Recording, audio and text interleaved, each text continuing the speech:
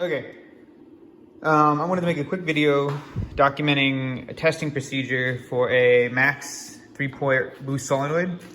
I've looked all over the internet.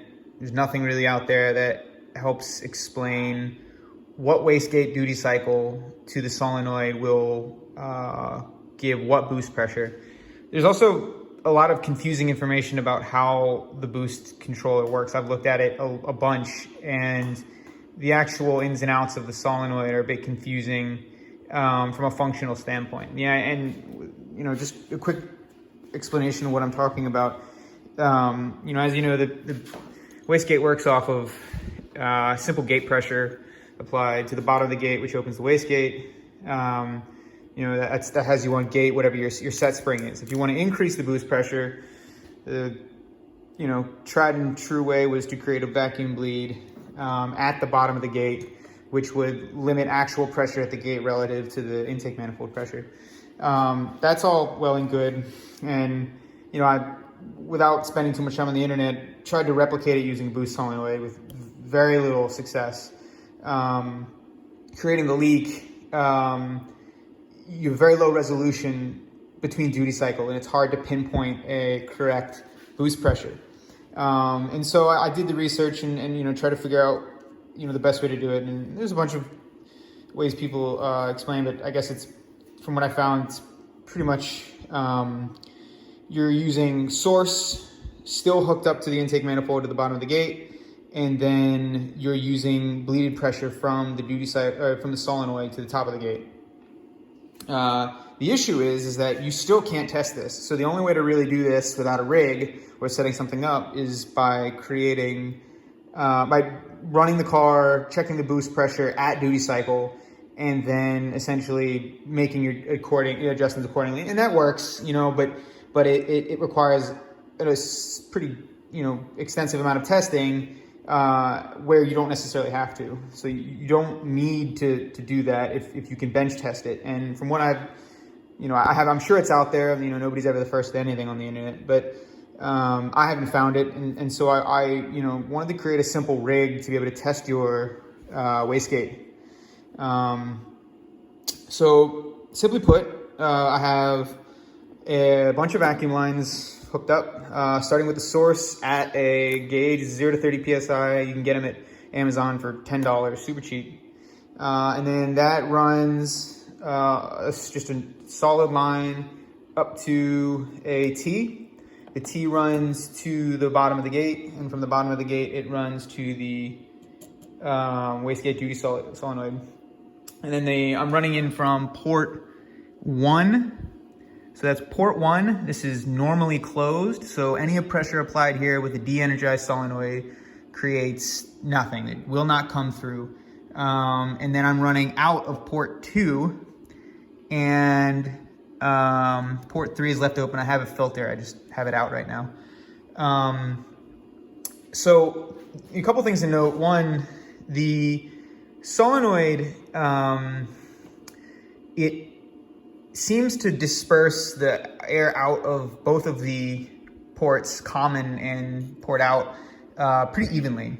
So I haven't tested it, but hypothetically you could probably run boost control out of either of them and probably get similar results. And feel free to correct me if I'm wrong, but I haven't found anything to support that otherwise.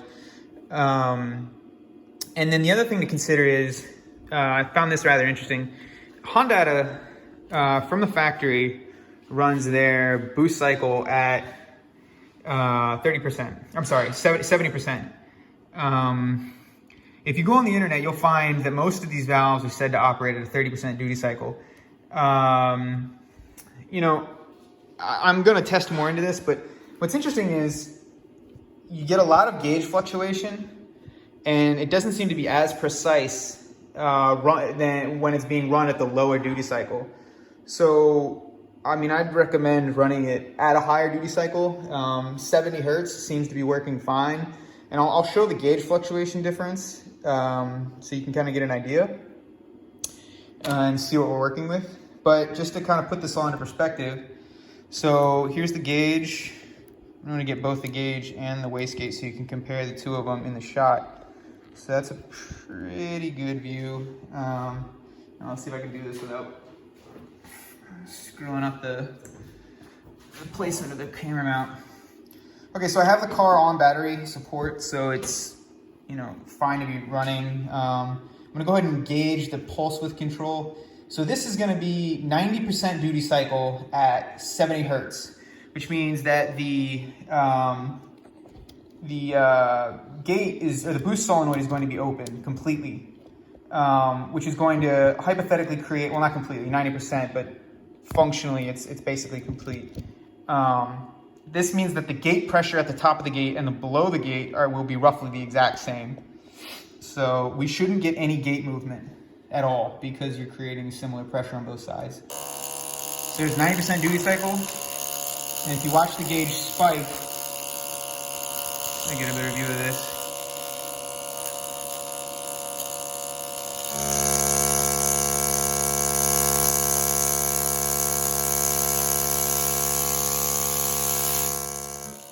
So I mean, it'll keep going. I've tested it up to 30 PSI, and you know, they say the working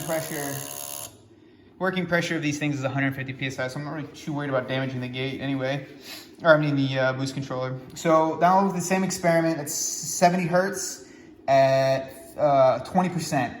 So this is a 5-pound spring, so I should be getting roughly that.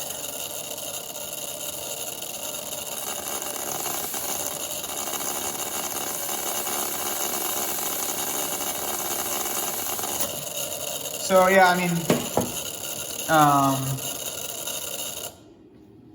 so that's pretty much it in a nutshell. I mean, there's nothing new, adding duty cycle, adding boost, but to actually see the gate operate with boost control in line to the gauge was really helpful for me. And then there's one last test I wanted to show. So that was 70, this is 80% right here, hold up. So this is 80%.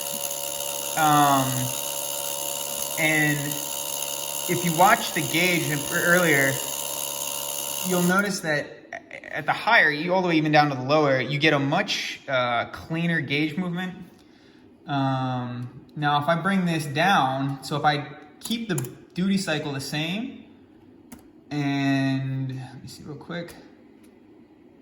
If I keep the duty cycle the same and lower the frequency down to a range that you'll see on most of the net, at least for regards to Hondas, which is right around 30% or 30 Hertz, 35 Hertz. You tend to get a much more larger fluctuation in the gauge. Now, here, before I say anything else.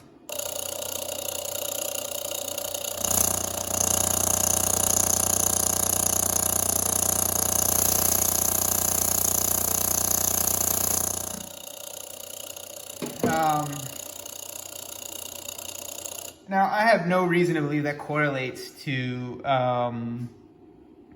actual control or resolution to the gate.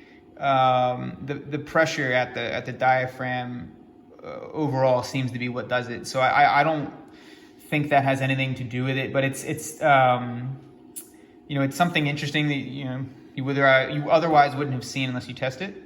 So yeah, that was a quick video on bench testing a max 3-port boost solenoid.